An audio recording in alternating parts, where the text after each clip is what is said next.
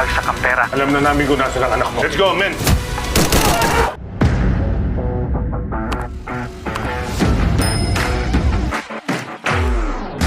Hindi nag-aksaya ng oras si Roberto at agad na tumawag ng tulong sa mga pulis. Ipinaliwanag ng mga autoridad na dapat makipag-usap si Roberto kay Lucio upang makuha nila ang eksaktong lokasyon ng bihag. Muling kinausap ni Roberto si Lucio at nagkunwaring papayag sa mga kondisyon. Sa gitna ng usapan, sinadya niyang patagalin ito upang makuha ng mga pulis ang impormasyon tungkol sa kanilang kinaruro. Nang matukoy ang lokasyon, agad rumisponde ang mga pulis at sinalakay ang hideout ni Lucio. Nagkaroon ng putukan sa pagitan ng mga tauhan ni Lucio at ng mga autoridad. Dahil sa dami ng puwersa ng pulisya, hindi na nakapalag ang grupo ni Lucio at agad silang nadakip. Samantala, sa kabilang panig, abot-abot ang galit ni Tanggol kay Miguelito. Determinado siyang tapusin na ito upang maipaghiganti ang pagkamatay ni David. Hindi na niya mapigil ang sarili. Buhay ang katumbas ng buhay. Hinarap ni Roberto si Lucio.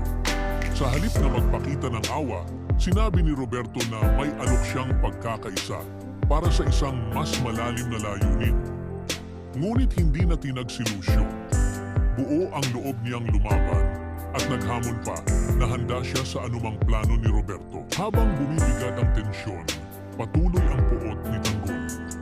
Ipinangako niyang saan man magtago si Miguelito, sa bundok man o sa ilalim ng lupa, hindi ito makakaligtas.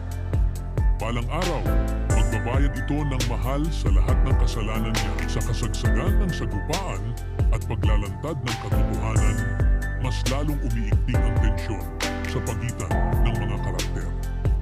Ang pagkamatay ni David ay nagdulot ng matinding lungkot at galit, lalo na kay Tanggol, Rigor at Marites. Habang patuloy ang paghahanap ng hustisya, nagiging mas malinaw kung sino ang tunay na kalaban, si Miguelito. Ngunit ang pagkalito ni Rigor sa mga kaganapan ay maaaring humantong sa mas matinding alitan sa pagitan nila ni Tanggol. Samantala, si Marites, na ngayon ay nasa bingit ng kamatayan matapos barilin, ay sumisimbolo sa patuloy na pagdurusa ng pamilya.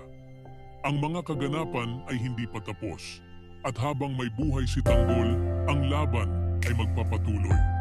Ngunit ang tanong, magkakaisa ba sila sa huli o tuluyan ng mabubuwag ang pamilya sa gitna ng digmaan? Ibahagi ang inyong saloobin sa comment section.